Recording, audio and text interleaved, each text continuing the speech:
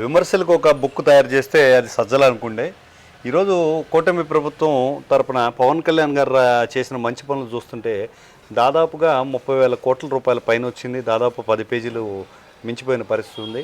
పంచాయతీ రాజ్లో ఇప్పటి వరకు మేము చూడని మైలురాళ్ళు చూపిస్తున్నారు. 32,300 దాదాపు 13,300 గ్రామ సభలు నిర్వహించి గిన్నీస్ బుక్ రికార్డు స్టార్ట్ చేయడమే కాకుండా మాటా మంతి కార్యక్రమంతో ప్రజల్లో మమైకం అవుతున్నారు.